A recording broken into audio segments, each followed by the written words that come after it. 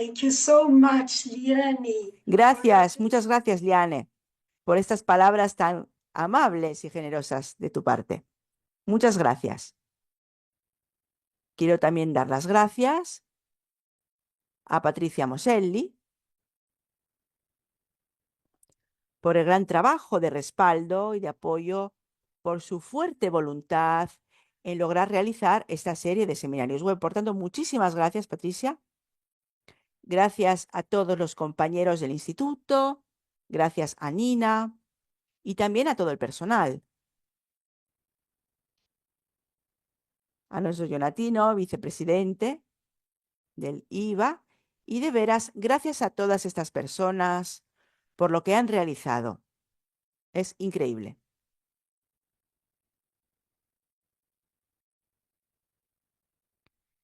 Y a él, Paola, Manuela, las compañeras de Brasil, junto a Jim,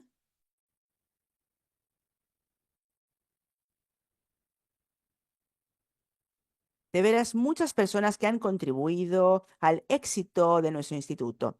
Quiero dar las gracias también a todo el equipo de esta tarde. Roberta, Alesia, a todas las traductoras e intérpretes por el esfuerzo. Quiero además dar las gracias a todos los compañeros y compañeras del Instituto de Sao Paulo y de veras les doy las gracias desde lo más profundo de mi corazón por el respaldo que me dan siempre. Gracias también a mi marido,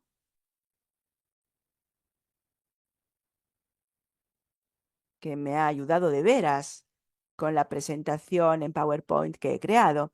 Y también Claudia Cover, querida amiga, que se ha ocupado de las imágenes y de las fotos que verán en la presentación. Si escuchan mi voz original un poco baja, bueno, lamentablemente tengo la COVID, tengo la voz un poco baja.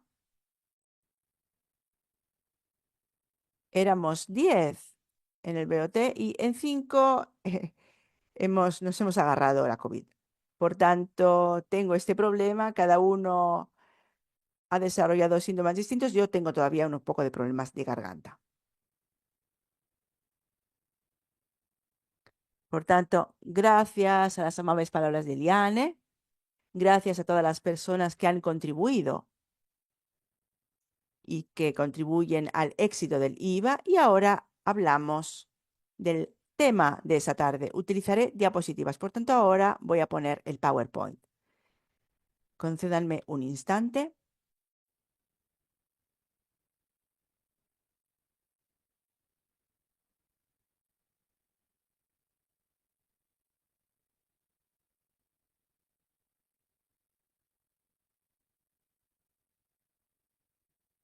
¿Pueden ver las diapositivas?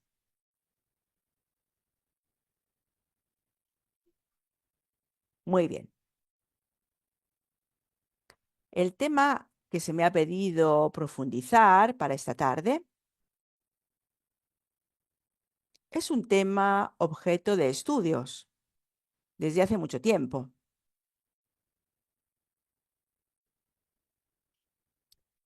Y se trata del enfoque bioenergético de las compulsiones y el consumo abusivo. Quiero, por tanto, darles una panorámica histórica y también teórica. Y creo que tendremos un poco de tiempo para un momento experiencial. Aquí pueden ver la agenda de esta presentación. Espero completar todos los puntos que están escritos aquí. Empezamos con un enfoque histórico y alguna referencia también a la mitología. ¿Por qué a la mitología? Porque como nos ha enseñado, como nos enseñó Freud, la mitología nos ayuda de veras a comprender mucho del mundo. Después, quiero hablarles también del giro relacional y del espectro del narcisismo, de los últimos desarrollos en la bioenergética que han arrojado luz sobre este tema. Entraré también en nuestro pasado histórico para hablar de la visión de Reich del super yo aislado.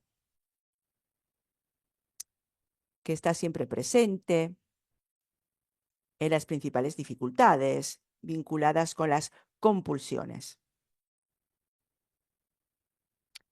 y al consumo abusivo. Hablaré después de los dos paradigmas que coexisten en las compulsiones, con una referencia a las teorías y también con relación al nuevo paradigma. Después, un momento de inspiración con la práctica experiencial y después concluiremos con algunos casos de estudio. Recordamos que no hay ninguna bala de plata. Lo sabemos, nuestro trabajo es un trabajo muy complicado y por tanto queremos dar honor a esto. Tenemos muchos temas, por tanto, temas tristes que invaden nuestra sociedad. El problema del abuso, del consumo abusivo. Por tanto, comenzaremos a partir de aquí. La curiosidad siempre ha impulsado a los seres humanos hacia experiencias. Si buscamos expresiones culturales del pasado, siempre encontraremos el uso de algo para movilizar las almas, por diversión, por religión, por la medicina, ya sea con sustancias o con movimientos, posturas. Siempre hemos buscado modos para afrontar y lidiar con nuestro mundo interior. La humanidad siempre ha intentado conectar con la espiritualidad a través de rituales. Incluso hoy en día, los rituales sagrados ayudan a tratar con o sin el poder de las sustancias algunos abusos de drogas. Pero lo que realmente sabemos es que no es la sustancia la que tiene esa fuerza, ese poder tan fuerte, sino más bien el entorno, el ambiente, el setting. En nuestro ámbito, en nuestro campo de estudio, la persona más importante en absoluto, en mi opinión, es Wilhelm Reich, que estudió con Freud. Freud, como saben, tenía un profundo interés por lo que respecta a los rituales y los mitos. Y también Jung, psicoanalista, le siguió, pero fue precisamente Wilhelm Reich, terapeuta y mentor de Lowen, quien estudió a las tribus que vivían en las islas del Océano Pacífico, basándose en los estudios del antropólogo Malinowski. Aquí pueden ver, entre otras cosas, una imagen de las poblaciones, objeto de sus estudios, de sus investigaciones.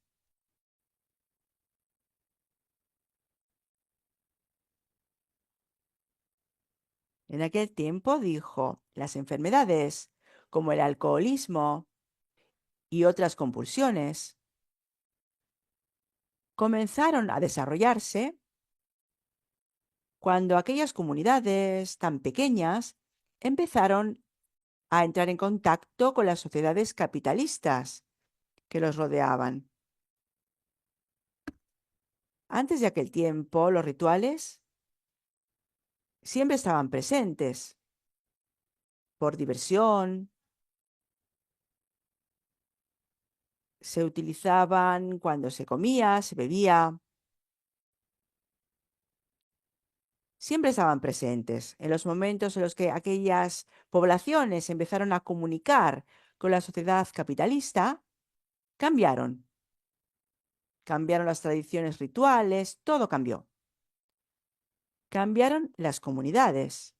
La sexualidad era libre antes de aquella contaminación y después del contacto con las sociedades capitalistas, todo había cambiado.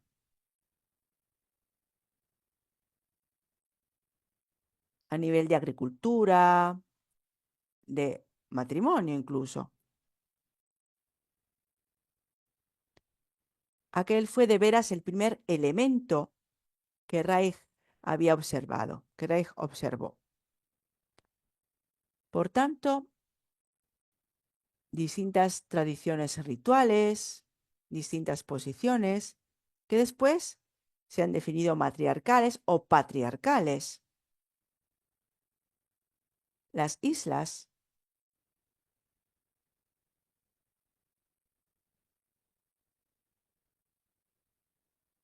estaban dispuestas, las comunidades en esas islas tenían una configuración patriarcal. No había comunicación en su interior. Había una comunicación desde una perspectiva matriarcal. Y eso sin duda es lo que determinó la diferencia en el estudio y en el trabajo con los pacientes. Aquí pueden ver una imagen, la representación en la vivienda del terapeuta.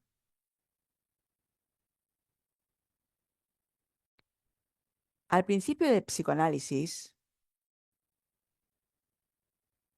Freud fue el primero en, el primero en comprender la obsesión como fenómeno psíquico, con una clara distinción entre emoción primaria y representación mental.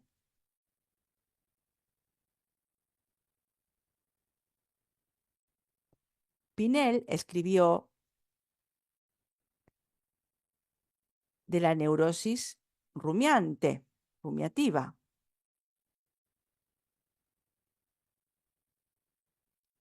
En aquel tiempo el término obsesión todavía no estaba presente. De hecho, apareció por primera vez en psiquiatría en 1883. Después, en 1905, Freud formuló la teoría de las pulsiones. Por tanto, es bastante antigua.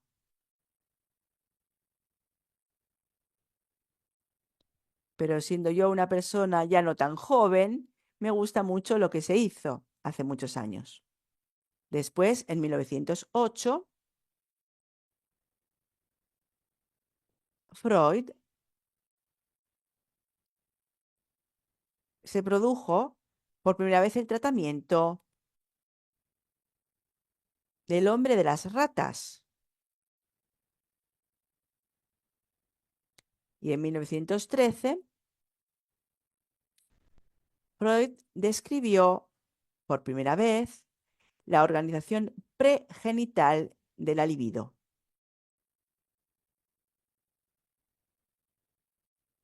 Es muy importante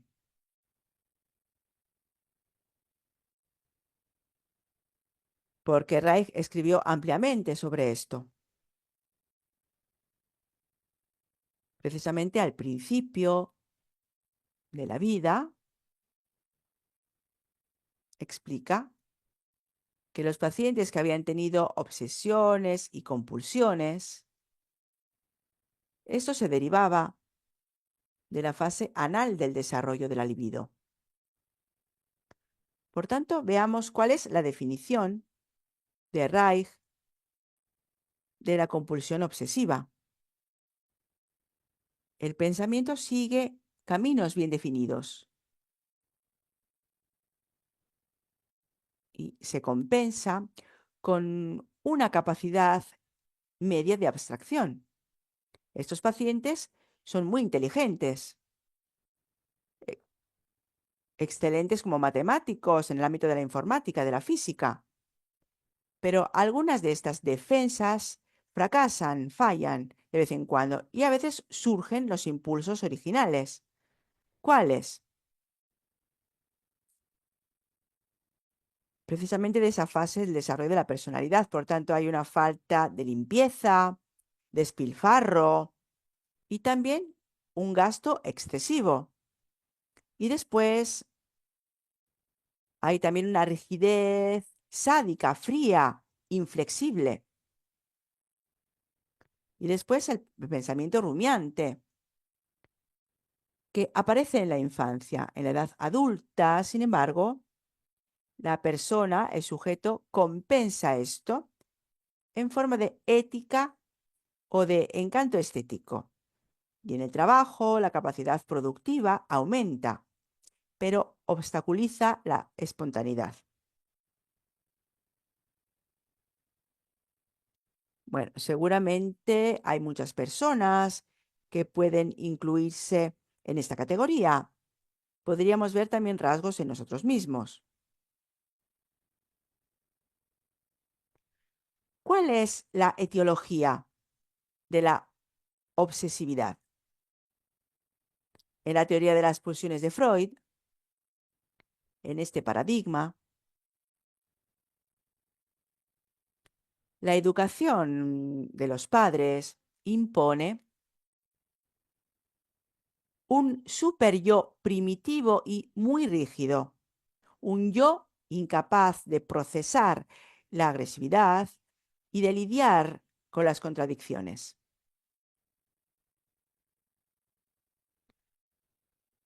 Las distinciones entre yo y super yo. Después hay un conflicto sistémico entre yo y super yo,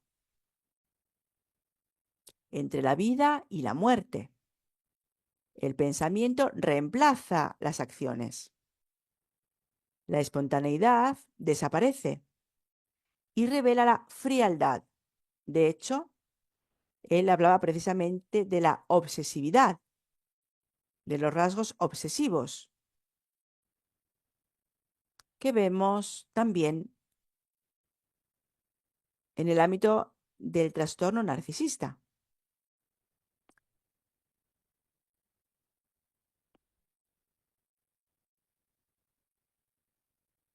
Compulsiones, abusos, consumismo al día de hoy son difíciles de tratar. No están siempre admitidos, precisamente como motivos de la consulta que se busca, porque a veces la vergüenza, el sentido de culpa, están ahí presentes en la primera sesión. Por tanto, hace falta mucho para estos pacientes para confesar el abuso. Esto promueve el aislamiento, confunde a pacientes y terapeutas porque desplaza la atención y aún más causan cambios a nivel cerebral. Nosotros, de hecho, estamos viviendo en una era compulsiva, en tiempos compulsivos, que fomentan todos los tipos posibles de consumo. ¿Y por qué estoy uniendo estos aspectos? ¿Por qué los estoy poniendo juntos? Porque sabemos que estas personas que al principio pueden demostrar que son poco decididas, casi reservadas, después van a bloquear la transferencia. Por tanto, se vuelve necesario conectarse con las compulsiones, los abusos, los consumos, porque a veces se parte de la personalidad compulsiva que era objeto de estudio de Freud. Y es por esto que tenemos que volver siempre a él para conseguir comprenderlas mejor. El hombre moderno, quien vive en la sociedad del capitalismo, se ha empobrecido de los rituales, haciendo uso de muchas sustancias diferentes o de acciones diferentes como recurso. Un recurso, pero ¿para qué? Un recurso para afrontar la dificultad de la realidad.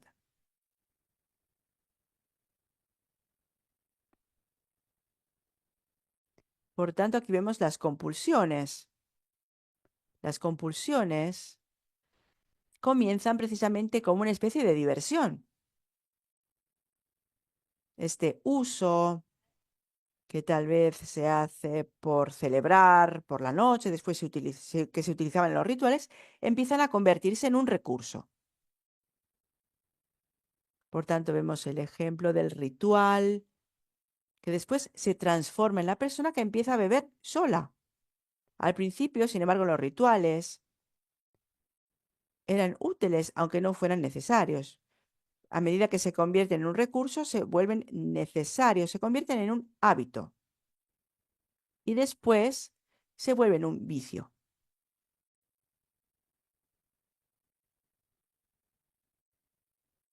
Lowen, su punto de vista de las dependencias, dice que hay esa sensación de vacío. Hay excesos, abuso de sustancias y también de comportamientos.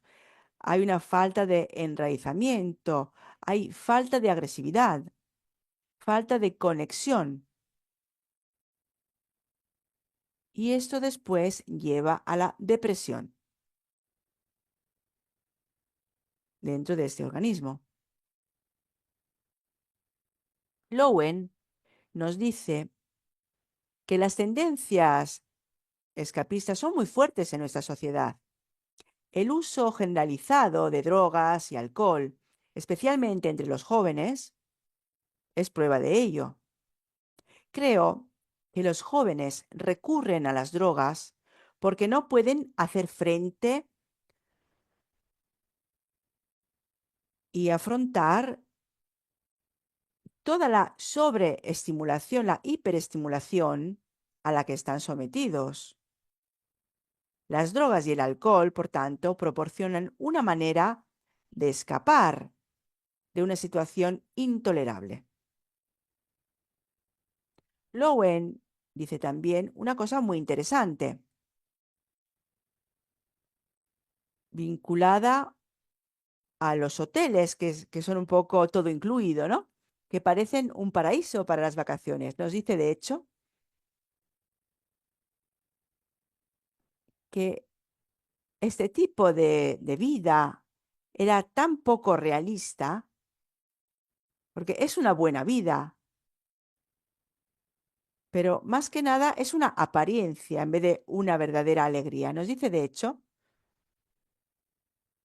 que a pesar de que algunos niños que veía en la piscina jugar llenos de alegría real, en realidad no veía ni siquiera un adulto que consiguiera mostrar este tipo de emoción en ese contexto.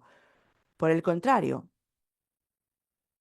había visto una falta de vida dentro de estas personas o en esas personas que estaban en estos contextos. Nos dice que el sujeto protagonista es el que falta. El protagonista es otra persona. El énfasis se da sobre el tener, el aparentar, el hacer fotos para colgarlas en las redes sociales, en vez de estar allí de verdad. Lowell nos lo dijo. Y nos lo dijo en 1983. Fíjense en esta imagen. Antes de poder sentir un sufrimiento, tenemos que lograr reconocerlo.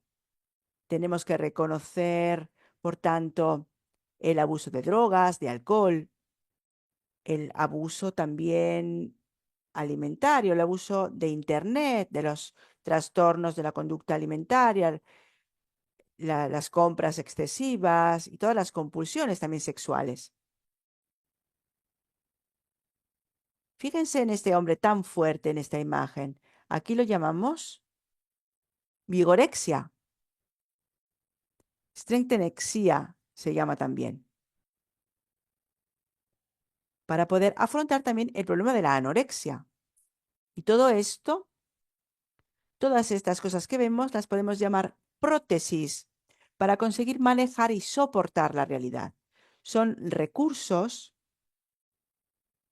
que las personas utilizan en las compulsiones. Tenemos que conseguir reconocerlas, que en todos estos casos la mente está en el centro, siempre está en el centro.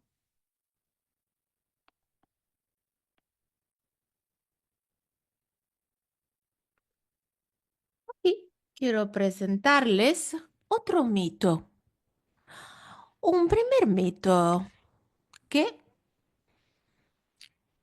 nos presentó Kraepelin mucho antes que Freud. Él llamaba este mito el individuo con una personalidad obsesivo-compulsiva. Le llamaba una personalidad anancástica. ¿Por qué? Por esta figura que les presento ahora con esta imagen. Se llama Ananke. Entonces, es la diosa de la necesidad, de la voluntad, era la madre de los fatos y la personificación del destino. Entonces, de la suerte y de la inexorabilidad. Y aquí vemos la necesidad imperiosa del individuo de controlar su destino. Esto se refiere a la naturaleza repetitiva de algunos procesos psíquicos que Freud nos presenta como la compulsión a la repetición, muy importante. Su trabajo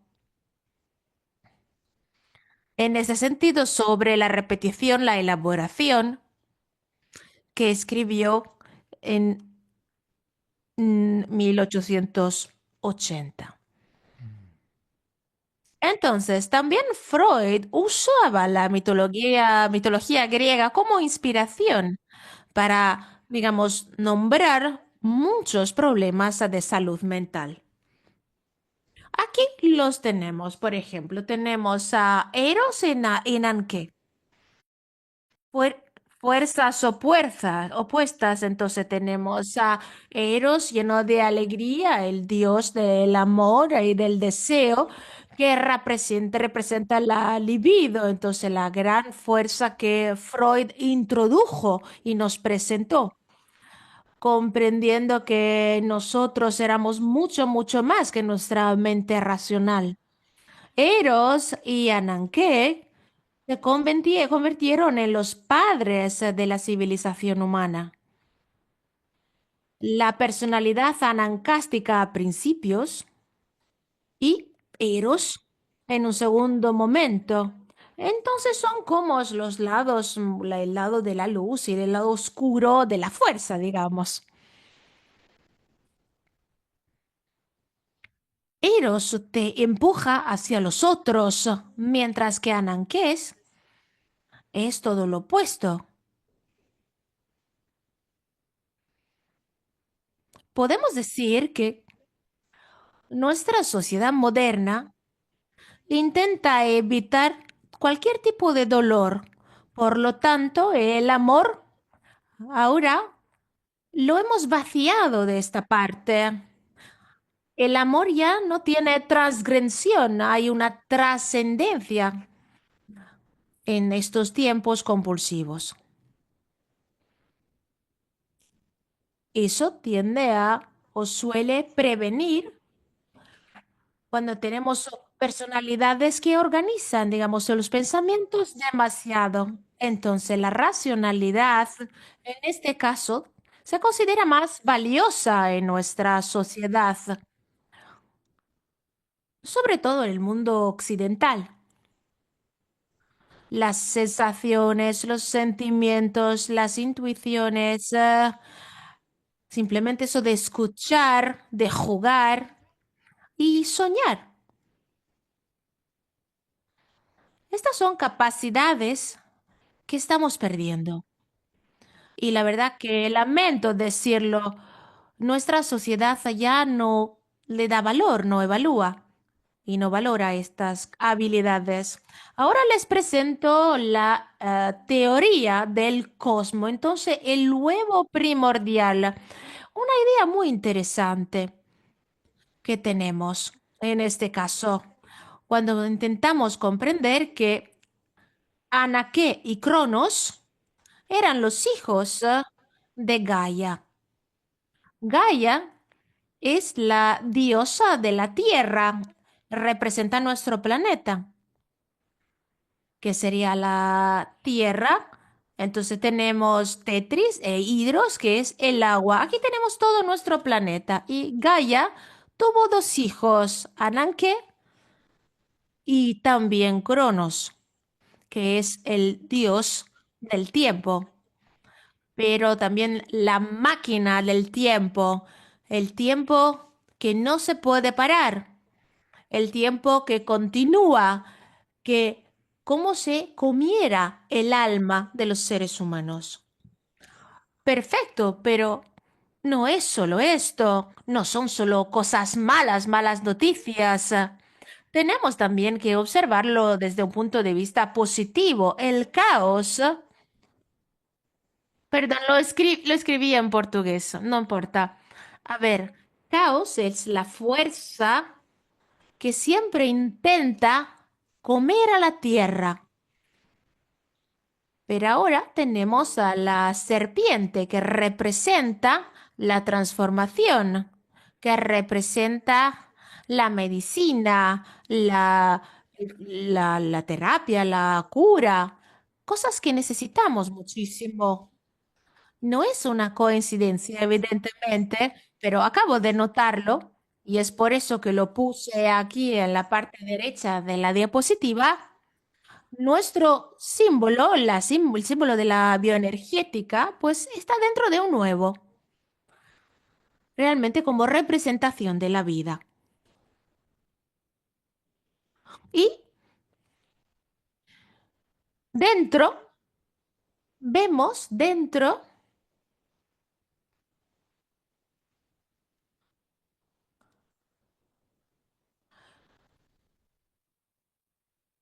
sería la Vía Láctea, entonces la galaxia en la que a la que pertenecemos.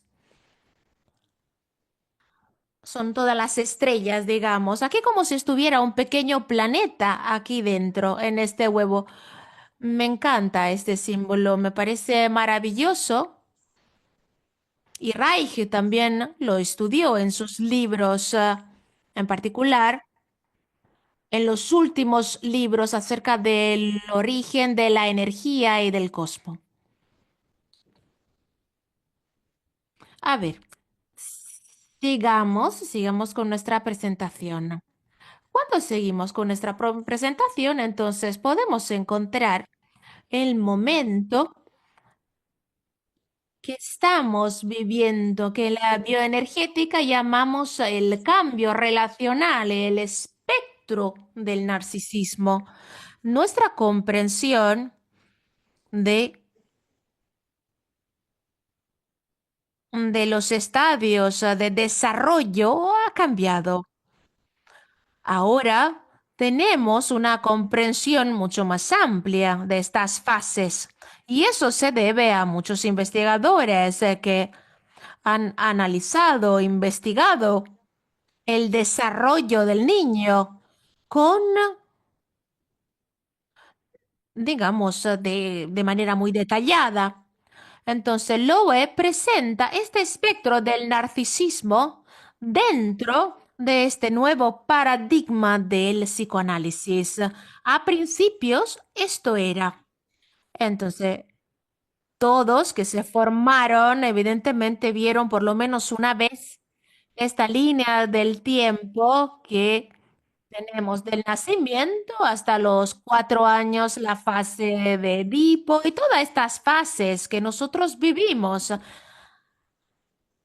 hasta llegar al complejo de Edipo, superarlo y empezar a formar nuestra armadura, pues así la llamamos.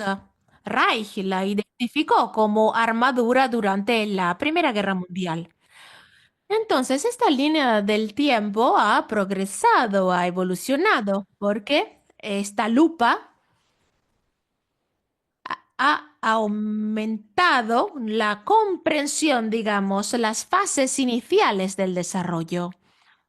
En el útero, la fase oral, todas las relaciones de recién nacido con la madre, con los cuidadores o con otras figuras principales en los primerísimos momentos de su vida, prestaron muchísima atención y encontraron muchísimos de los conflictos que nosotros identificamos en la fase edípica, pues en realidad empiezan allá en las primerísimas relaciones del recién nacido con el mundo. Y, y es ahí que vemos los primeros traumas, los traumas primitivos, y donde las defensas más importantes se crean. Entonces, ahora podemos decir que después de este cambio, prestamos mucha más atención al mito de... Antes el mito de Edipo, ahora prestamos atención a otro mito, el mito de Narciso, que casi sustituye, podemos decir, en nuestra sociedad el mito de Edipo.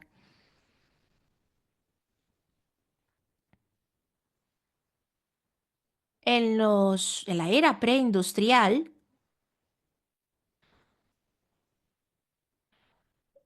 evidentemente existían los narcisistas. El concepto del narcisismo se manifestaba en diferentes formas, o de la defensa narcisista.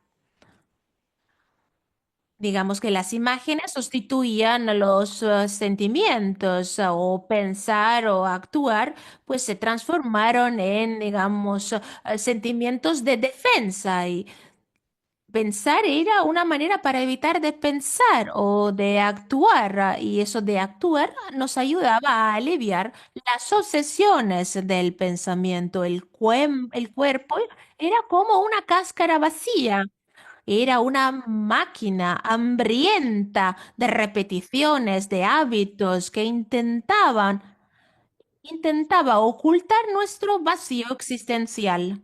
El concepto de la armadura también ha cambiado, ha evolucionado en esta envoltura tónica, que realmente debemos ese término a Guy Tonella. Estoy muy agradecida a Guy Tonella por este término, esta imagen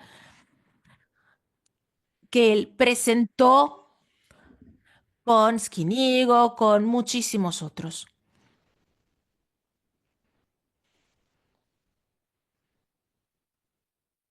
Yo diría que el cuerpo empieza a ser una máquina, a ser percibido como una máquina. El cuerpo como imagen nos hace transformar como en un cyborg, como en un robot. Lamentablemente, la situación es así, aunque de hecho lo lamenté. Tenemos que marcar una diferencia entre los diferentes problemas narcisistas, porque evidentemente cada uno es diferente y es diferente también la manera de tratarlos. Hay algunos que son acarreados por un tipo de narcisista persistente, y otros, en cambio, que vienen de un narcisista que casi no se constituye o se constituye de manera equivocada. Entonces, Héctor Fiorini decía que nosotros pasamos la mitad de nuestra vida creciendo y desarrollando un tipo de narcisismo para poder estar en el mundo. Luego nos enamoramos, encontramos a una persona y estrechamos una relación, y hay que deconstruir todos estos rasgos narcisistas que hemos construido a lo largo de nuestra vida para ser un poco más como éramos a principios. Entonces, menos cerrados, menos llenos de miedos, o menos bloqueados, si queremos. Entonces, aquí hay dos imágenes que son ejemplos artísticos. Pues a veces los artistas expresan estas cosas mejor que nosotros. Aquí vemos la belleza narcisista, que, como pueden ver, tiene cimientos muy pequeños, limitados, a veces, además se está derrumbando. Y aquí también vemos todas estas prótesis, todas estas, como estas grapas que nos ayudan a mantenernos erguidos, o ayudan a la persona que se mantenga ergida. sin importar todos los traumas y el intento de ocultar su humanidad, sus sentimientos, lo que está percibiendo. También los egipcios pues sentían esta necesidad de equilibrio en su vida. Entonces, aquí les presento un mito más positivo. En este caso, una diosa egipcia, se llama Mat. Mat es la diosa de la medida correcta, de la justicia. La pluma es su símbolo. La diosa Mat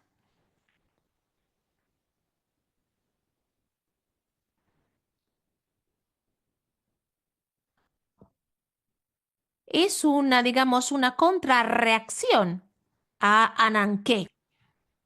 Los seres humanos siempre buscan lo que es correcto, justo. Quieren recuperar su equilibrio en su vida. Esta diosa falta cuando hablamos de adicciones, de compulsiones. No está. Freud dice que en realidad los seres originales se sentían como dioses y es por eso que evidentemente tenemos a muchísimos dioses que nos intentan, que nos ayudan a comprender las cosas del mundo. Y aquí vemos Maat, que es, digamos, el antónimo de Ananke. Entonces, podemos decir un concepto, ¿cuánto amplio puede ser? Estamos hablando de compulsiones, de abusos.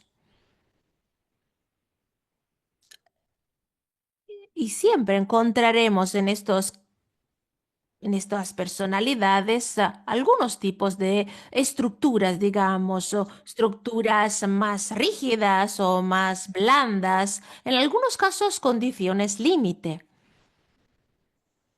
No hablamos mucho del carácter límite porque es muy diferente, no tiene, digamos, una forma única, es más una condición que una forma exacta de carácter.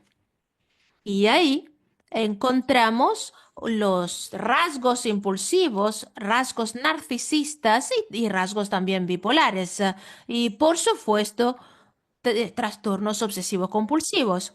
Cuando esta condición progresa, podemos ver también rasgos de disociación más evidentes que se pueden identificar como personalidades impulsivas compulsivas.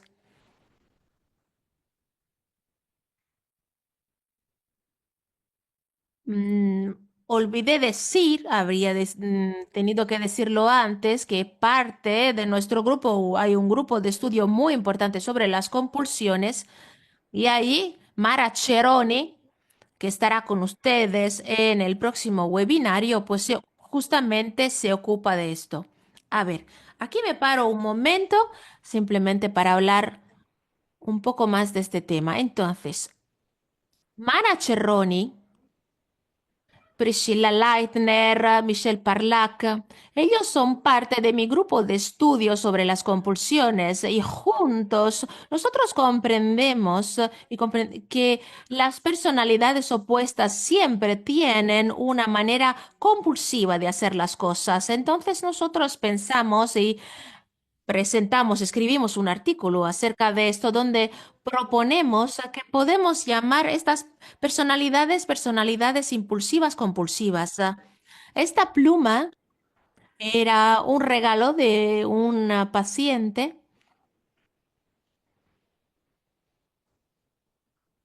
un caso muy intenso de bulimia que pudimos curar. No son muchos resultados positivos, así que para mí son súper importantes. Cada uno es fundamental y celebrar cada uno de estos éxitos. A ver, vuelvo a compartir la pantalla.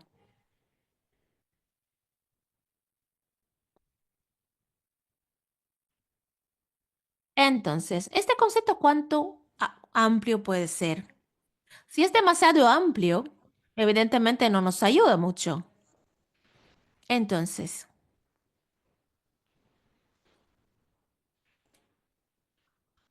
en psicoanálisis tiene sentido, estudiamos a Lowen, y Lowen dice que las obsesiones son como perchas, digamos. Tener una obsesión es como estar colgando en un conflicto paralizante.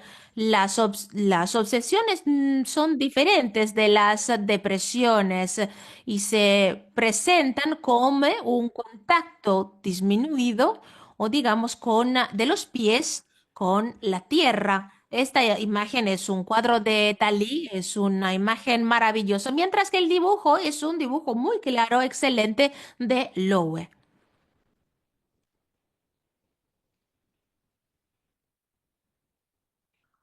Es sentido común y conocimiento común que cuando decimos que hablamos de las obsesiones, estamos pensando del proceso de pensamiento, mientras que cuando hablamos de compulsiones, estamos hablando del proceso de las acciones.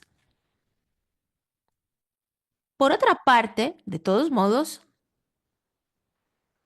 los objetos de apego, los fetiches. A ver, estoy rodeada de estos objetos para traer suerte. Todos esos objetos,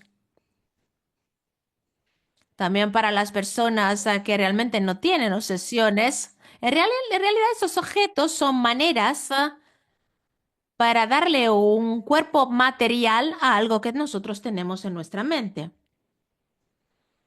Evidentemente, a nivel patológico vemos mucho de estas condiciones, la dificultad para algunas personas de dejar ir, de no quedarse ahí pegados a las cosas o las personas, a las situaciones. Es muy difícil para algunas personas. Parece casi dejen recuerdos con estos materiales, con estos objetos. Y entonces, ahora les presento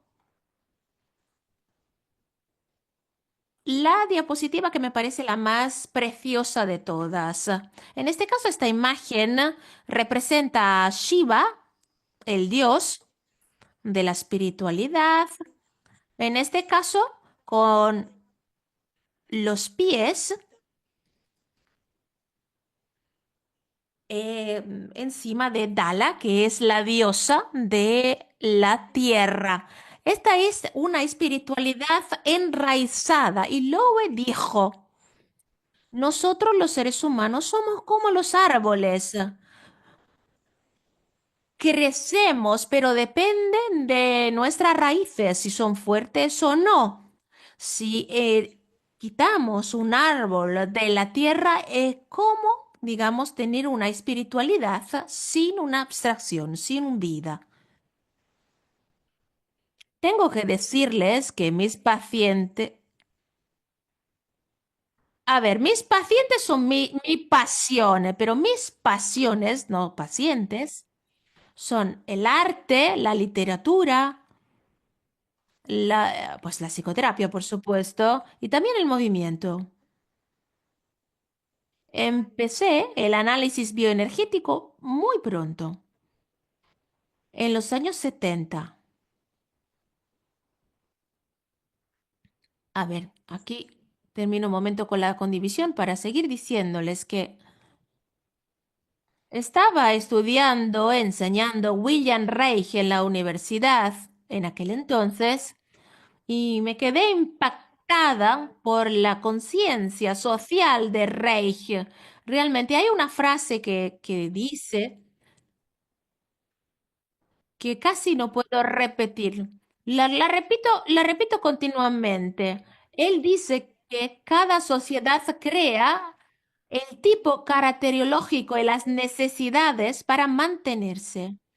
Entonces, ¿Por qué tenemos estas compulsiones obsesivas? De eso viene. En- encontrarlo en una vez y preguntarle, porque prestó mucha atención a la forma obsesiva compulsiva de los caracteres, pues su respuesta sería que es porque está en todos los otros caracteres, en todas las otras personalidades. En aquel entonces yo no comprendí,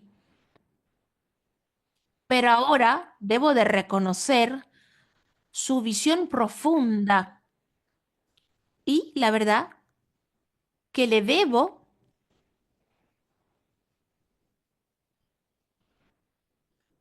a ver, comparto de nuevo la pantalla, le debo esta belleza, esta frase. Muchísimas gracias, Lowen, y muchísimas gracias, Sarai.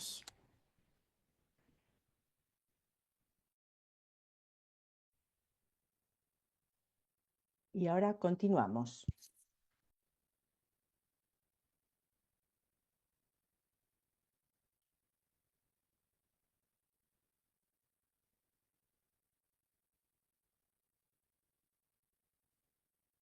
El enraizamiento, el grounding, es el concepto clave de la bioenergética. Significa estar en contacto con el terreno, con el suelo que nos acoge. El suelo sobre el que caminas, tanto física como metafóricamente, significa estar en contacto con la realidad. Es exactamente lo opuesto del estar en el aire, estar obsesionado o bien, como decíamos antes, colgando en alguna otra situación. Esto es lo que escribió Lowen en 1982, perdón, en su definición de grounding, de enraizamiento. El enraizamiento se basa en 3 elementos. Se habla de ello ampliamente en nuestro instituto. Los 3 elementos son el cuerpo, con piernas y pies, columna vertebral y respiración. Segundo elemento, intersubjetividad, por tanto, el ámbito de las relaciones. Y el último, la territorialidad. ¿Dónde estamos?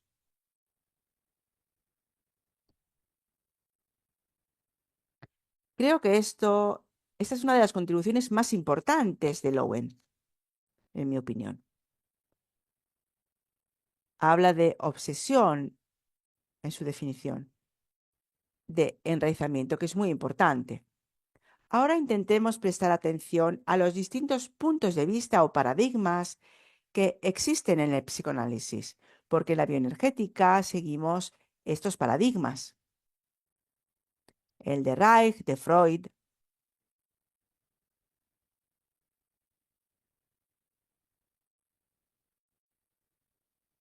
En los orígenes del desarrollo de la sexualidad y de las fases que mencionaba antes del desarrollo. Este fue el primer paradigma, la teoría de las pulsiones, pero de ahí se evolucionó y se llegó a otro paradigma, el de la relación objetal, con Melanie Klein y también sus seguidores, entre ellos Winnicott, y que adoramos sin duda nosotros que estamos apasionados de este tema. Pero no puedo no citar el paradigma de la subjetividad, respaldado por Lacan en Francia. De veras, una contribución muy importante procedente de este paradigma. Con expertos estudiosos que se han dedicado a ello. Uno de estos fue Olivenstein, que creó una clínica cerca de París, Marmut, en la que habla de la fase del espejo roto del niño,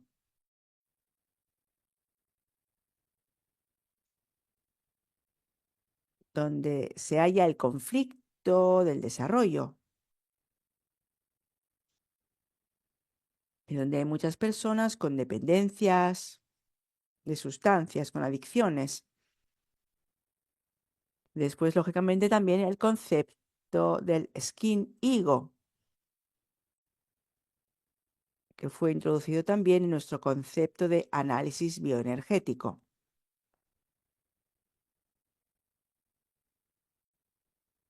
La teoría de las pulsiones evolucionó hacia la teoría relacional. Las pulsiones y su represión son menos importantes. Son más importantes, sin embargo, los traumas precoces. El apego es más importante. Y aún más importante son los procesos de transferencia en las psicoterapias. Es un término muy relevante este. Y esto representa un cambio de rumbo considerable. Las teorías del apego, la teoría del trauma temprano, precoz. Hoy día hay muchas intervenciones terapéuticas que ahondan sus raíces precisamente en ese tipo de teorías. Pero ahora tengo que pasar a otro paradigma, el punto de vista de Reich, que es muy interesante de comprender. Para las personalidades obsesivo-compulsivas. Y por tanto, he aquí el concepto del superyo aislado de Reich.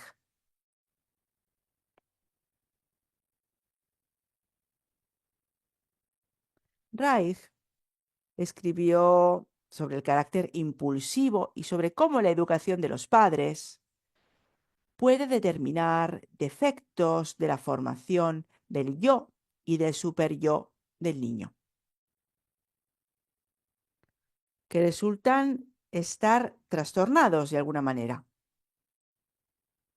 Aunque somos propensos a dejar ir esa teoría vieja de las pulsiones y el viejo paradigma edípico, la vieja noción, por tanto, de formación del superyo, he aquí que pueden ser útiles estos conceptos para comprender nuestros caracteres, nuestras personalidades impulsivo-compulsivas. ¿Por qué?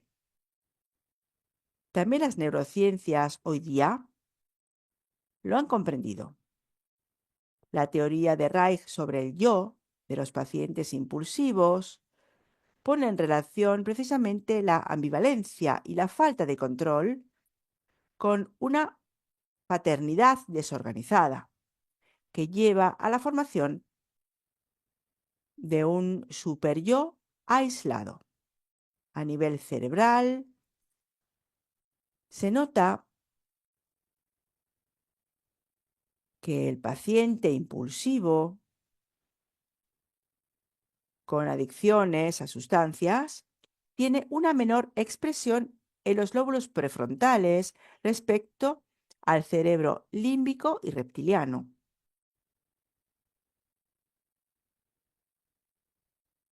Si se fijan en esas imágenes o en las resonancias magnéticas funcionales de estas áreas, las personas que consumen sustancias, que abusan de sustancias, podrán ver esta considerable diferencia a nivel de expresión cerebral.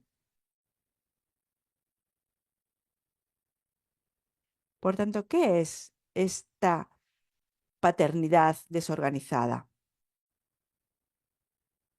respecto a lo que era el paradigma de Edipo? Reich decía que la gratificación de la pulsión sin la guía de los padres forma el carácter impulsivo. ¿Pero de qué se trata?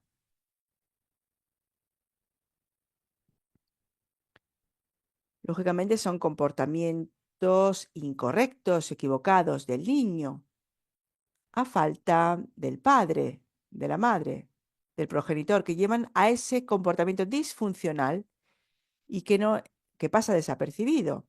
O incluso peor, a veces los padres provocan un castigo tardío y brutal y el niño no es capaz de integrarla.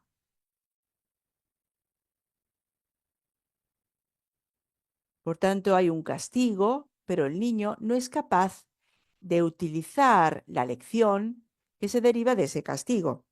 He aquí por qué Reich hablaba precisamente de incoherencia en los patrones educativos. Esta incoherencia forma una estructura de superyo que Reich llama superyo aislado. Y no es por el uso externo.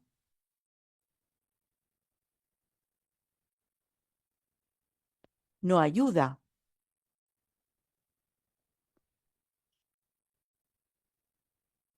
Y puede dañar terriblemente por dentro y lleva a un carácter impulsivo. Por tanto, impulsividad, compulsión y violencia.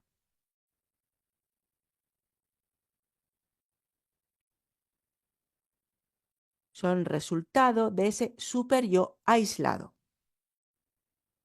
Esa estructura responsable del comportamiento moral que tiene un mal funcionamiento. El juez moral interno, que es el superyo, no puede evitar inhibir los comportamientos antisociales o psicopáticos. Y esto tiene un impacto enorme en el espectro tan amplio del narcisismo.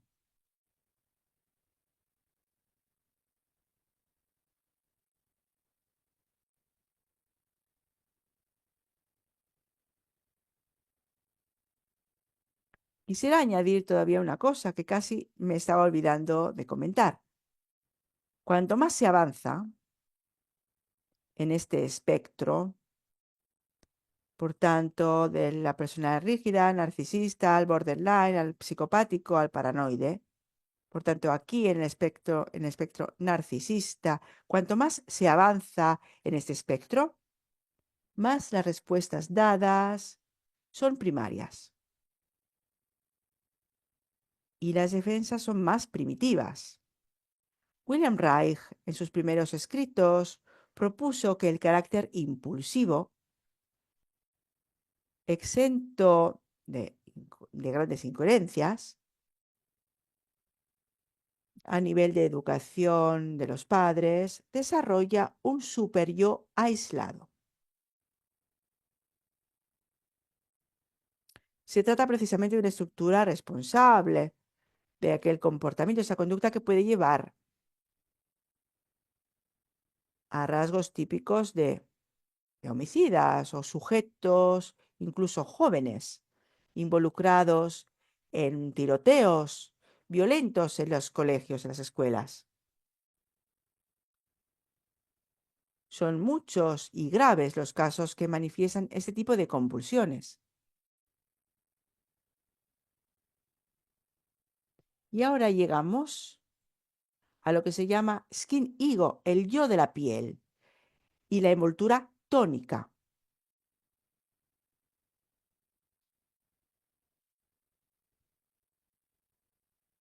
Pregunté a Tonella un artículo que todavía no había sido publicado. Se lo pedí porque creo que de veras es de gran ayuda para el tratamiento de los rasgos de personalidad impulsivo-compulsivos. El yo de la piel, niños, adolescentes,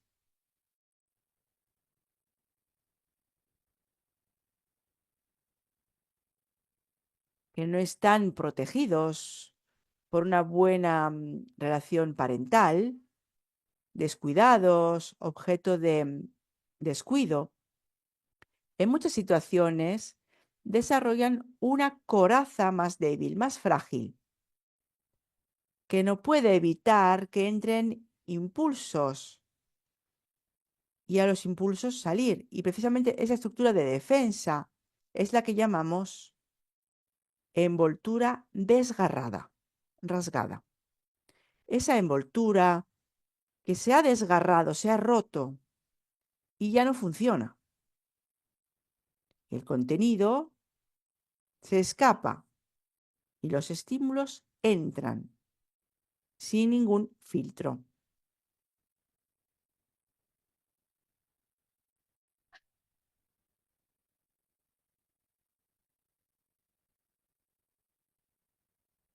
Fíjense en esta otra hermosa imagen.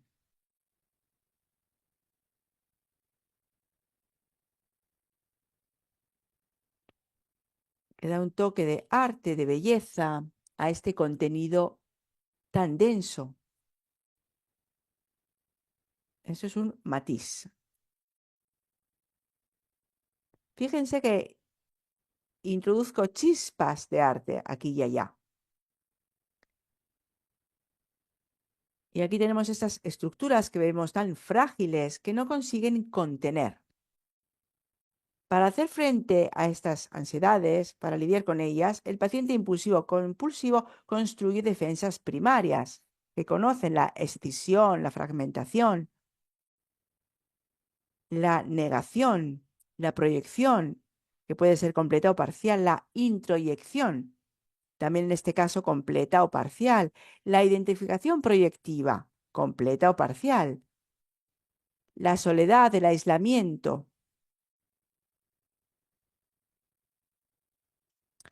Todo lo que conocemos que está presente en nuestra sociedad compulsiva.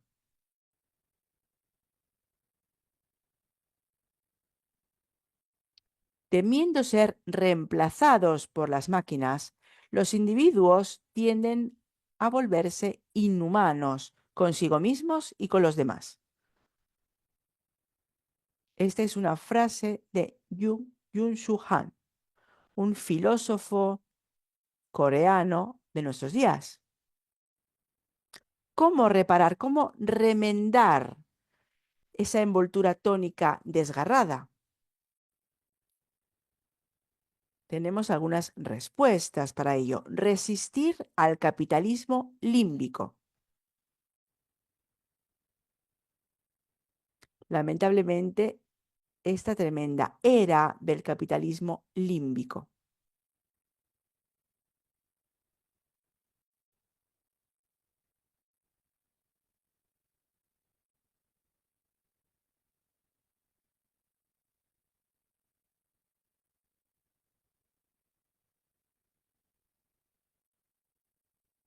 Podemos decir también que las patologías, como las compulsiones,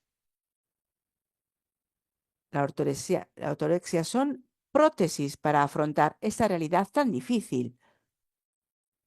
Vivir en tiempos compulsivos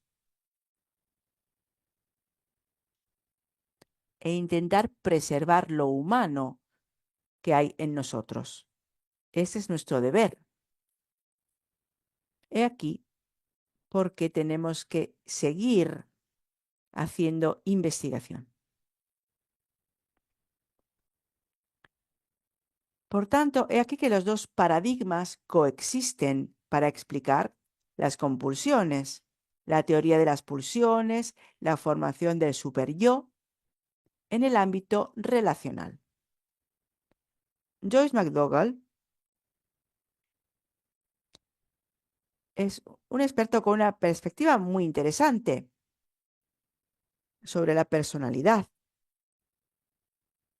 que funde la teoría pulsional con la teoría relacional y dice que a pesar de que el adicto a menudo se siente esclavizado, esclavo del alcohol, de la comida, de las drogas, los narcóticos, de comprar, del sexo, incluso de la adicción a otras personas, el objeto de la adicción, de la dependencia, se vive, se experimenta como esencialmente bueno. A menudo se siente que da un sentido a la vida del individuo.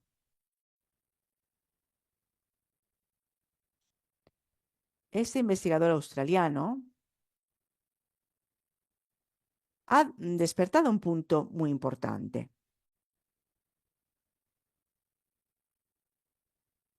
Cuando en el primer periodo, entre madre y recién nacido, cuando se alarga más de lo necesario, este periodo de fusión se alarga más de lo necesario, esto influye en el desarrollo de esos fenómenos transitorios e instila en el niño el miedo de desarrollar sus propios recursos psíquicos para hacer frente a las tensiones, al miedo, a la soledad. Se trata de un punto muy interesante. e interrumpo un momento la puesta en común de la pantalla. Porque hoy pensamos todos en una falta de contacto con la madre con el bebé, el papá con el bebé. Falta a un cierto nivel este contacto y es por esto que hay muchos trastornos compulsivos, impulsivos y también otras patologías, la enfermedad de nuestra sociedad. Pero esta investigadora nos da una perspectiva nueva. Nos dice, de hecho, que esta madre que no puede dejar ir al niño, no le deja crecer, no permite al niño que encuentre sus recursos para hacer coping con la tensión, con el miedo, con la soledad. Ni siquiera tiene el tiempo de crear fantasías, porque la mamá siempre está ahí. Tiene que ser perfecto, nada puede faltar. El niño no consigue ni siquiera dar un paso sin su madre. Bueno, este tipo de madre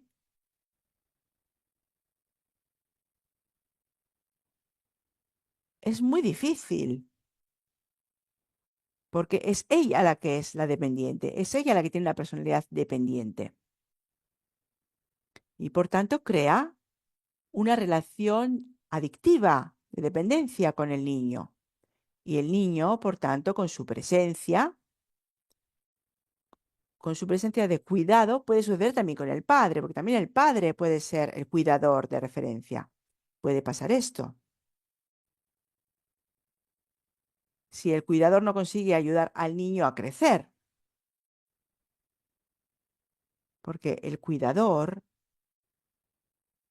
se encuentra en esta posición de sentirse dependiente del bebé. En estos casos que estamos describiendo, el bebé es incapaz de crear en sí mismo una figura que puede llamar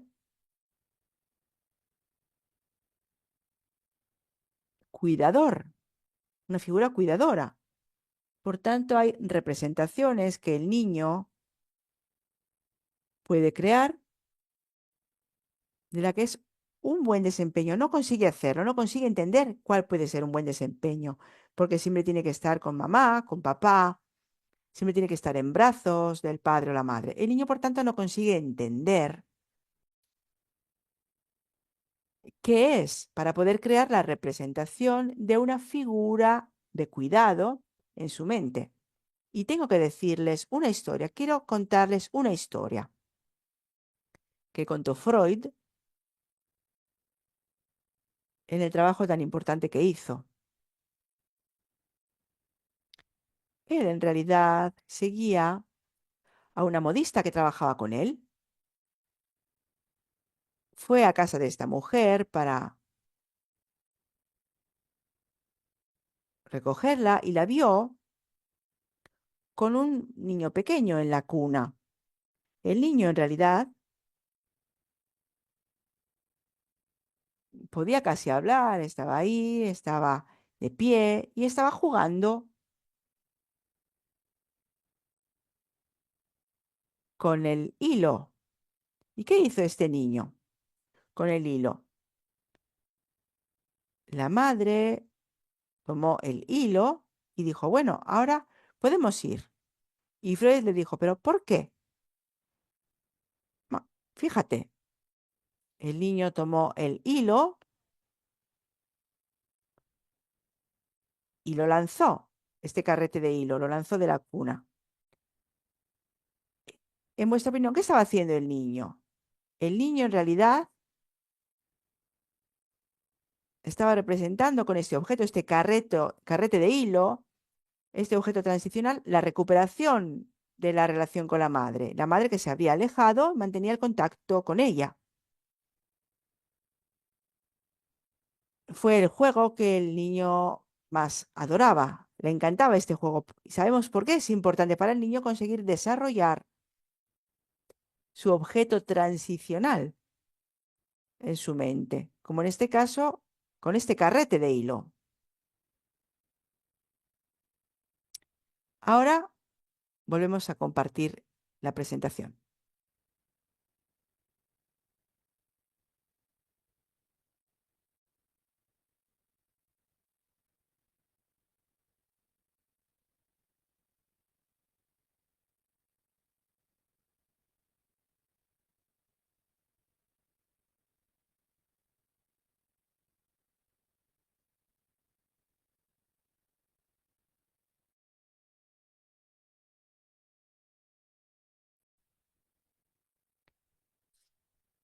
Llegamos ahora a la función materna no interiorizada, materna o paterna por parte del cuidador.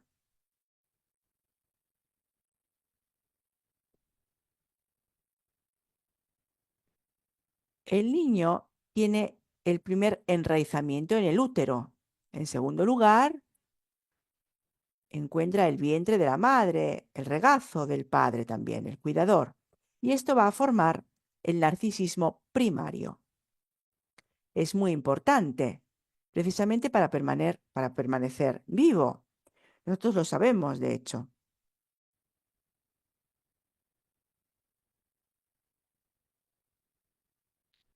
Si los cuidadores fallan o no son constantes, no son consistentes, el niño siente que hay esta incongruencia o esta discontinuidad que se percibe como una amenaza. Además,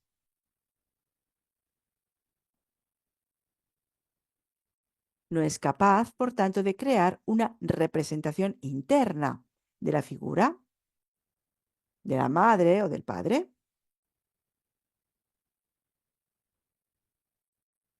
No es capaz de contener y de manejar el dolor psicológico o los estados de hiperexcitación.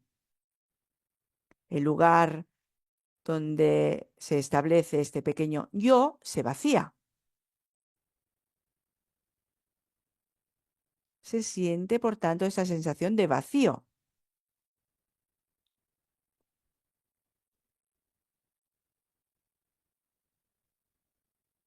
Esta primera simbiosis, cuando se interrumpe, hace caer la persona en este espacio de vacío, este terrible espacio vacío y hostil, donde están todas esas ansiedades impensables. Por tanto, se entiende la importancia de las experiencias primarias. Y pasamos a Winnicott, precisamente para entender la función materna no interiorizada. Las drogas, la comida, los juegos toman el lugar de los objetos transicionales de la infancia, que encarnaban el ambiente materno o del cuidador. He aquí por qué nosotros no los llamamos transicionales, sino que los llamamos transitorios, porque son solo temporales, dan alivio, proporcionan alivio, pero este alivio no es real, es solo temporal. Por tanto, he puesto una imagen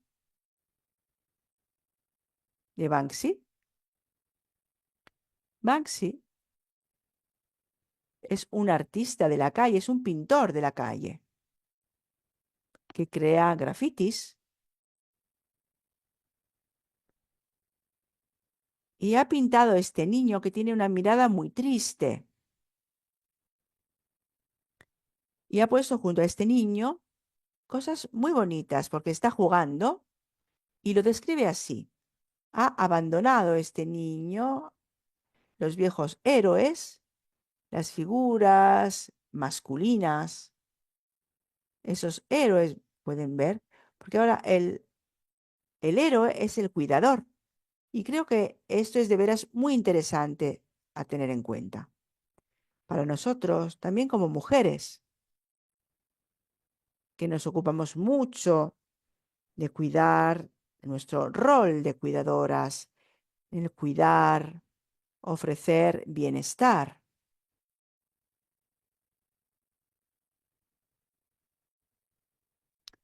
Ahora quisiera proponerles una pausa experiencial. Interrumpo un momento la puesta en común.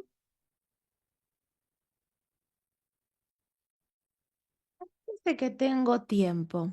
A ver, Alesia, ¿cuánto tiempo me falta? ¿Me lo puede decir cuánto tiempo me falta? No sé, unos 10, 15 minutos. Solo 10, 15 minutos. A ver, tenemos 30 minutos para terminar toda nuestra sesión. Excelente, excelente. Perfecto, pero tenemos tiempo también para las preguntas. Entonces, ¿por qué no hacemos ahora un pequeño ejercicio? Quería enseñarles cómo abrazar a un cliente, a un paciente, para que se sienta mejor. Pero si no es posible, porque tenemos las preguntas, no pasa nada. Entonces, quiero hacer entonces un pequeñísimo ejercicio. Simplemente pongan las manos, apoyen las manos, los codos en un lugar cómodo, en una mesa, con las dos manos. Intenten abrazar su rostro un momento. Pueden cerrar los ojos y manténganse ahí un momento con las manos en el rostro.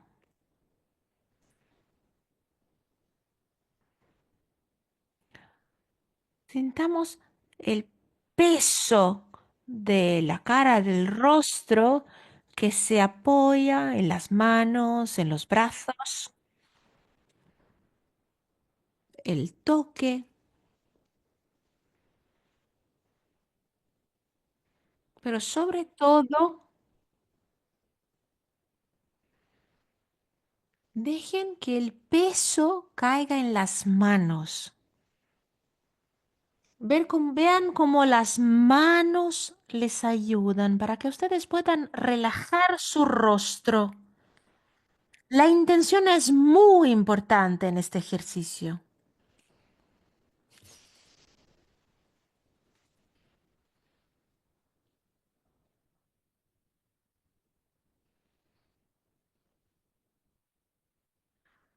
Mientras relajamos el rostro, percibimos también que cambia también la posición de las manos, ¿no? Es muy importante porque esta es la manera en la que de verdad podemos relajarnos. Es necesario tener la intención, ese, esta intención interna de cuidar de nosotros mismos, dejarnos relajar, para decir como dejo ir todas las cosas, dejo que las manos aguanten el peso del rostro.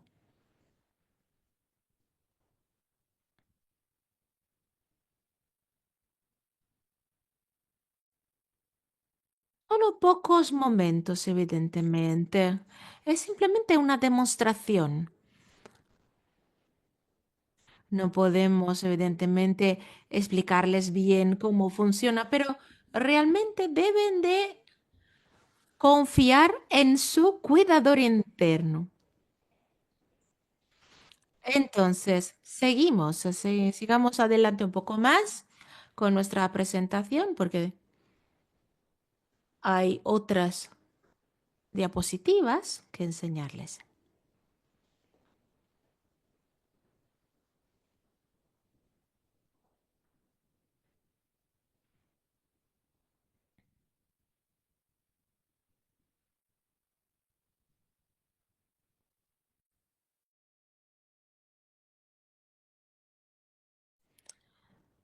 Un momento que...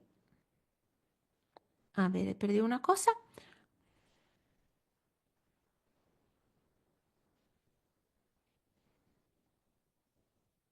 Entonces, les dije que les iba a presentar también algunos casos prácticos, porque evidentemente no hay ninguna bala de plata, ¿no? No hay alguna solución única. No siempre podemos tener éxito. Estaba olvidando decir una cosa muy importante. Cuando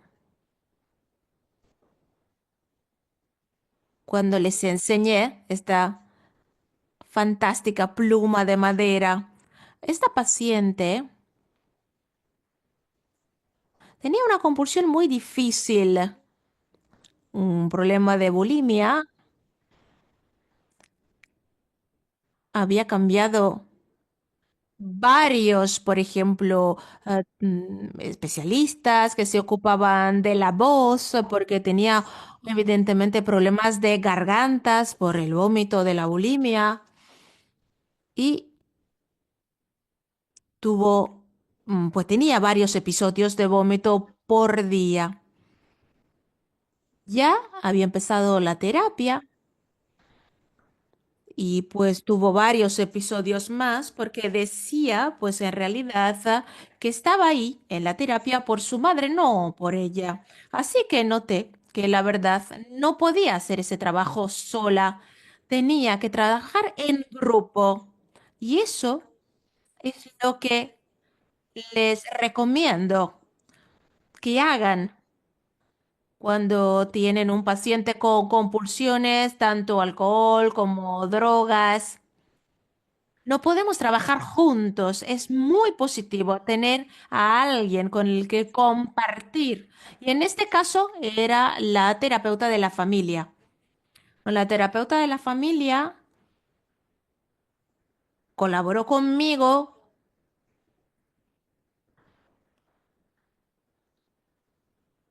y las dos hablamos juntas varias veces, muchas veces, ayudando a esta paciente paso a paso para que ella pudiera tener una confianza, más confianza en ella misma, en su persona, en su cuerpo, y para que fuera, pues tuviera menos vergüenza acerca de su figura y también menos miedo acerca de la comida y pudiera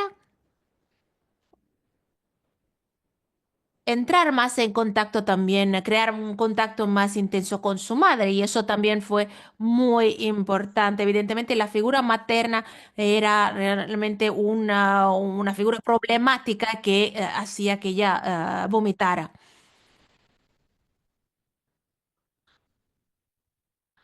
Entonces, en este caso, lo importante es saber que tenemos que trabajar juntos, no solos, porque la mayoría de las veces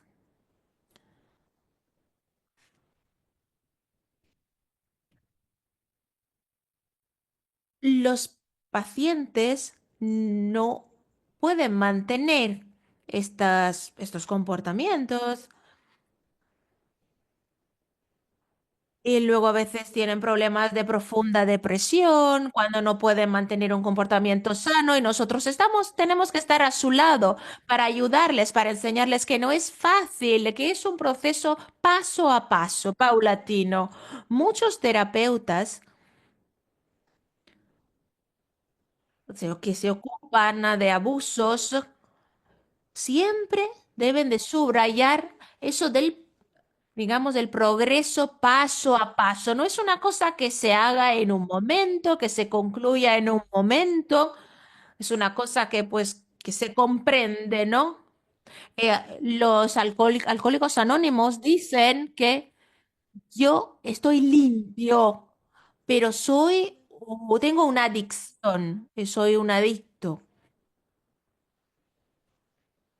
Entonces, es un año, 2 meses, un mes, que estoy limpio, ¿no? Cuando empiezan su programa, siempre empiezan de esta manera. Pues por hoy estoy limpio. Y eso porque es muy difícil con las adicciones y tenemos que estar ahí cuidadosos, atentos y ayudar a estas personas.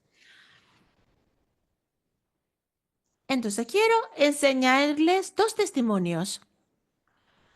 Cosas que dijeron estos pacientes. Un chico que tenía una adicción a los juegos, a los videojuegos, decía que jugaba hasta que me olvidaba de comer, me olvidaba de ducharme. A veces me levantaba de la silla, bebía un trago de agua y volvía a sentarme automáticamente. Vivía como un zombie, mi vida como un zombie. Y luego otro chico de 23 años, en este caso no era una mujer, que decía, la droga me atrapó muy pronto, la droga me tomó en sus brazos, la droga me educó, yo crecí con la droga, tengo que seguir mi tratamiento tomando mis medicaciones porque yo creo que la compulsión migra. Y esto es el otro elemento que quería subrayar. O sea, es muy fácil tener estas migraciones,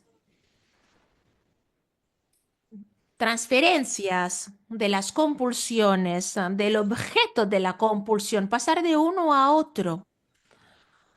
Por ejemplo, cuando una persona tiene una compulsión con la comida,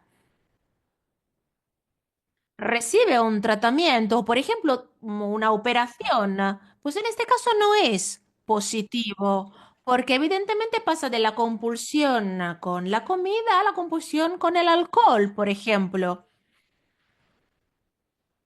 En este caso, con el riesgo de llegar a ser alcohólica. Pues a principios era una personalidad compulsiva, pero pasó después de la cirugía al alcoholismo. Así que las compulsiones migran.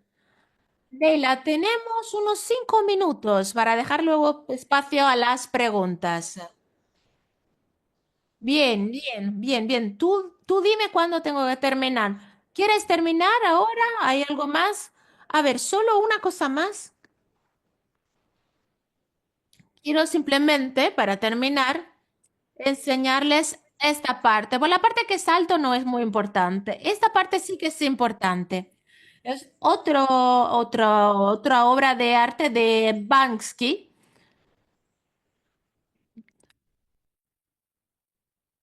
Pues yo visité el museo, la verdad que son las imágenes maravillosas. En este caso, vemos el individuo que intenta ser humano, ¿no? En este caso, vemos nuestro del instintual que se escapa de la jaula de la sociedad capitalista. Muy bien, ahora pasamos a la parte de las preguntas. Estoy a su disposición.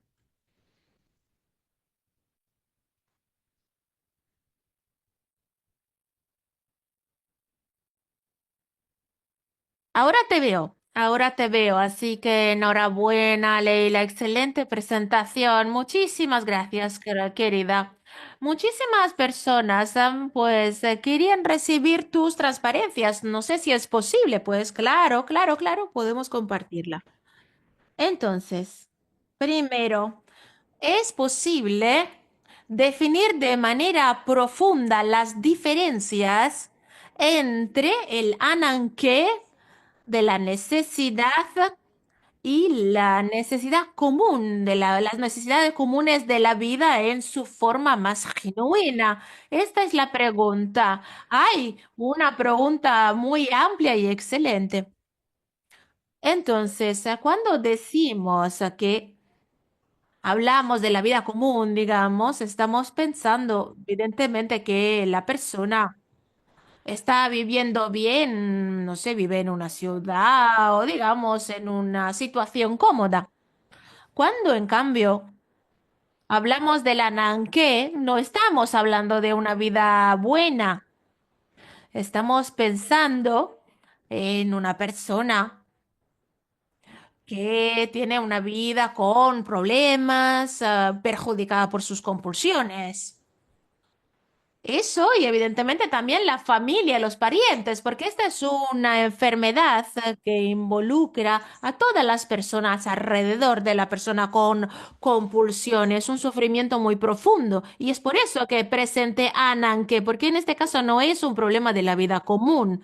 es un problema muy profundo del alma. Entonces, tenemos muchísimas preguntas. Entonces, una localización física del Ananqué, la posición física.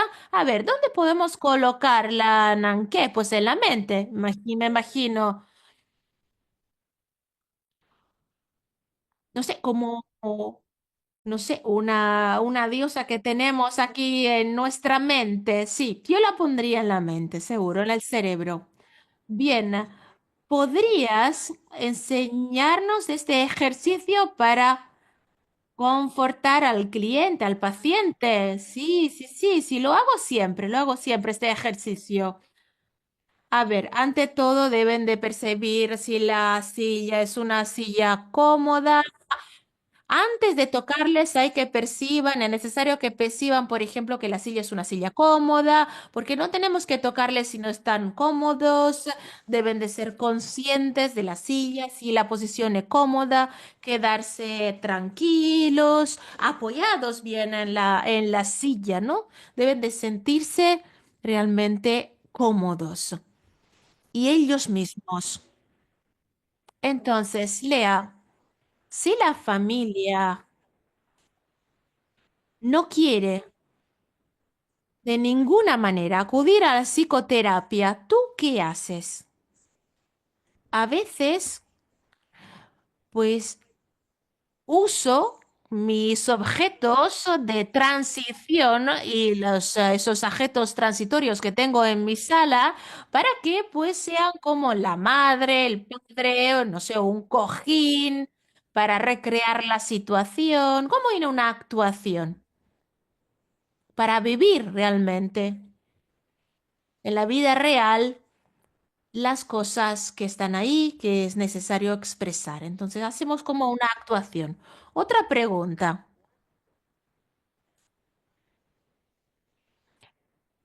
Por lo que se refiere al trabajo con el cuerpo, ¿qué se hizo con el paciente bulímico? Sí, con el paciente bulímico. Entonces, la paciente bulímica hice con ella un ejercicio muy cuidadoso. Ante todo, hice que pintara su perfil en un papel muy grande que tengo en mi oficina. Puse el papel en el suelo e hice que ella intentara seguir su perfil, o por lo menos como ella se imaginaba. Luego hice que ella pues se tumbara encima de este perfil y yo dibujé su perfil corporal. Y luego hicimos un contraste entre los dos diferentes perfiles y la invité a rellenar, digamos, las diferencias. Fue muy interesante. Eso es uno de los ejercicios que hice con mi paciente bulímica. A ver, otra pregunta que seguramente te va a encantar. ¿Cuál es tu opinión en en la psicoedélica, en particular ayahuasca, para ayudar en las adicciones? Ay, excelente pregunta. Evidentemente tengo mi opinión. Yo creo que algunos seguramente pueden tener experiencias muy positivas, pero lo que importa no es la sustancia. La ayahuasca se hace, se usa en un setting muy específico. A veces ni siquiera es una religión, a veces son los terapeutas que la usan, pero siempre estamos en un setting muy cómodo, con música, con siempre compañía desde el principio hasta el final del proceso. A veces hay también alimentos, comida, disposición, todo para que la persona se sienta a gusto, para que pueda ir dentro de ella misma y comprender lo que hay que comprender. Pues seguramente esta comprensión puede arrojar luz, digamos, o darle proporción a las cosas. Algunas personas sí lo usan en la terapia. Puede ser muy interesante, pero lo más importante no es la sustancia, aunque evidentemente la sustancia es muy poderosa, pero el elemento más importante es la conexión y el setting donde nos encontramos, no la sustancia en sí. Entonces, otra pregunta. Mira, Tenemos muchísimas preguntas. Evidentemente, muchas personas están diciendo muchísimas gracias por el webinario, excelente webinario. Pero tenemos otra pregunta de Edith Lieberman. El estilo de apego, ¿qué estilo de apego identificas en estos pacientes impulsivo-compulsivos? A ver, el tipo peor posible. El apego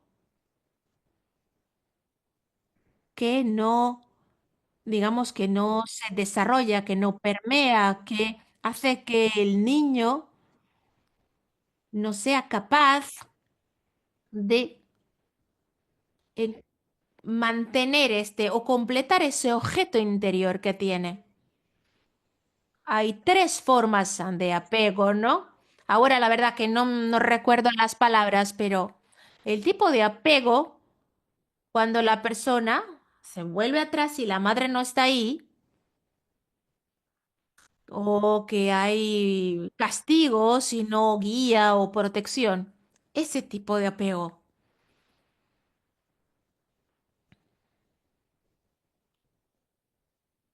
Creo que la pregunta era esta, ¿no, Leila?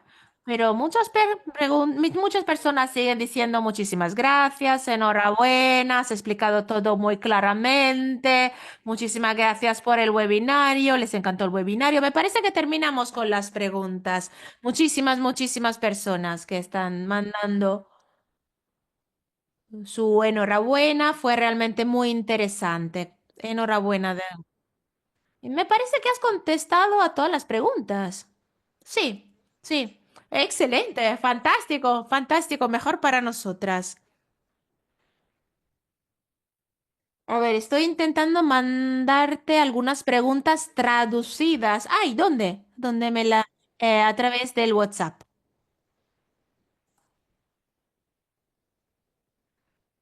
A ver, Edith dice gracias.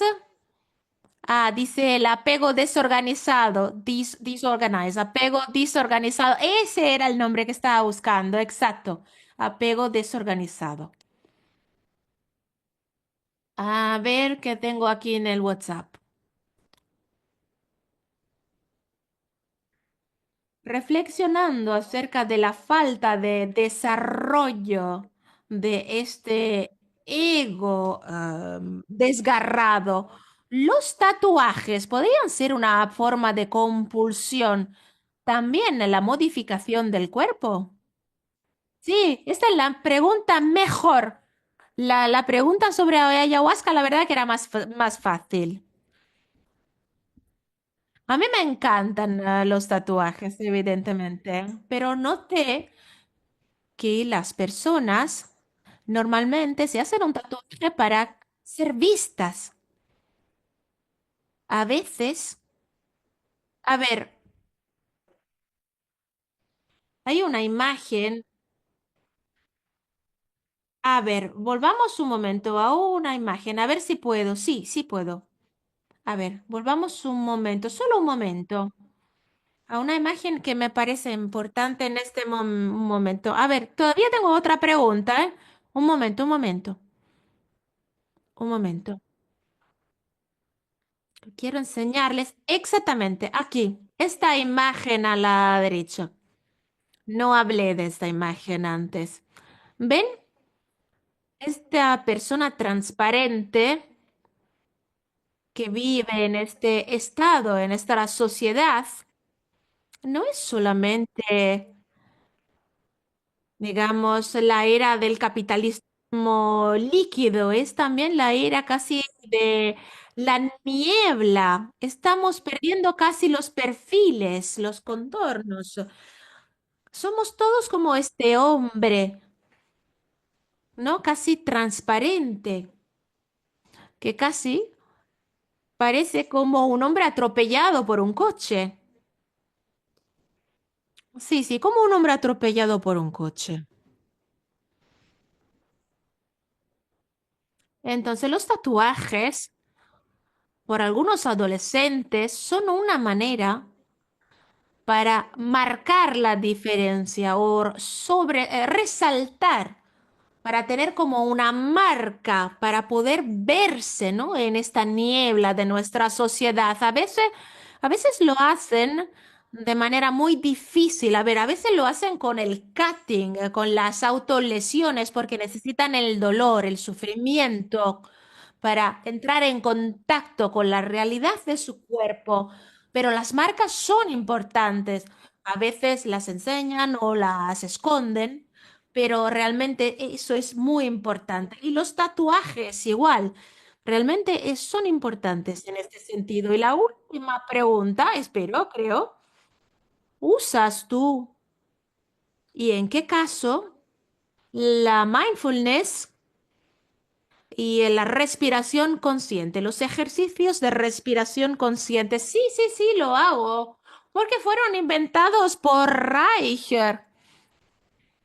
Y la verdad, los inventó él, es verdad, es verdad. Y Lowen también subrayó la importancia de todo ello, pues los hizo posibles a través, evidentemente, de cosas que utilizaba. Nosotros, evidentemente, lo hacemos de manera muy adecuada, apropiada, a veces con nuestros pues, pacientes sentados en el suelo, con posiciones específicas para que se sientan a gusto, cómodos. Conciencia, conciencia, conciencia. Eso es fundamental. Es verdad, es verdad. Pues la mindfulness es un nuevo nombre, pero en nuestra área de especialización es muy interesante.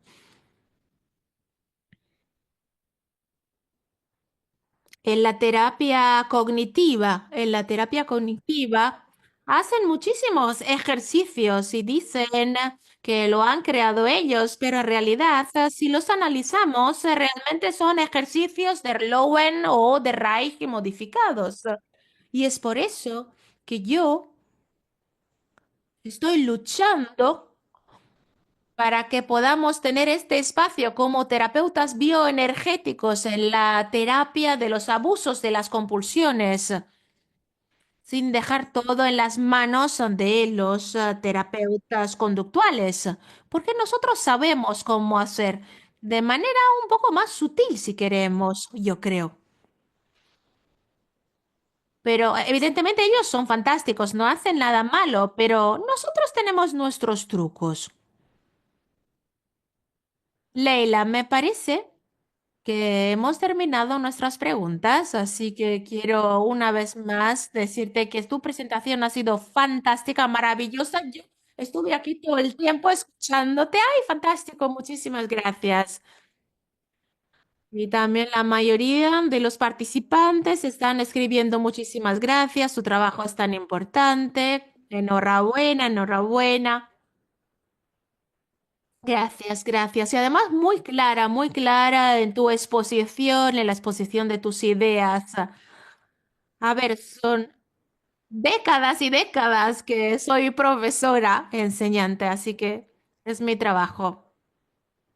Y también, pues has enseñado también muchos años las compulsiones, sí. Uno dice que cuando uno no sabe hacer las cosas, se enseña. Pues a mí siempre me ha encantado enseñar compulsiones porque la verdad es que no sabía qué hacer con las compulsiones. Fantástico, maravilloso. Muchísimas gracias, Lian. Muchísimas gracias a los participantes. Ha sido realmente un placer estar con todos ustedes. Con esta voz que tengo hoy por la noche, lamentablemente. Fantástico, fantástico, maravilloso. Gracias. Gracias, gracias, Leia. Ha sido realmente un placer escucharte.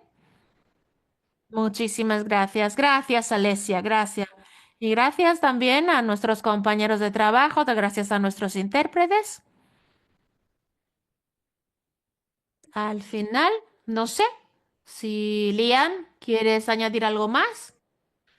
¿O tú quieres decir algo más? Sí, sí, sí, quiero darte las gracias. Realmente la atmósfera me ha contagiado, ¿no? Tú has estado todo el tiempo a mi lado, si había un problema, lo has solucionado, has hecho todo de manera maravillosa. Realmente, también todo traducido también en muchos idiomas, que ni yo ni siquiera sé hablar, así, todo traducido a muchísimos idiomas que no sé hablar. Así que muchísimas gracias y gracias a Lien para estar aquí todo el tiempo. Yo sentía que estabas ahí a mi lado. Oh, por supuesto, es que me encanta y te quiero mucho. Gracias, gracias a todos. Gracias, gracias a Liane y gracias a Leila. Nos vemos en el próximo webinario. Claro, claro, claro, estaremos ahí en el público. Gracias, gracias. Buenas noches a todos. Es una amiga de Brasil, del grupo de estudio de las compulsiones, que será la próxima ponente.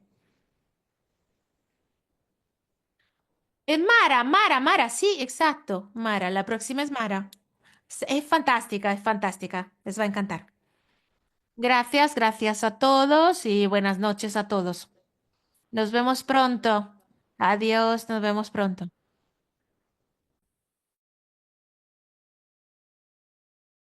Adiós, adiós a todos, adiós a todos. Muchísimas gracias, muchísimas gracias. Enhorabuena, enhorabuena, Leila. Al final lo logré. Pues tú eres la mejor, tú eres la mejor.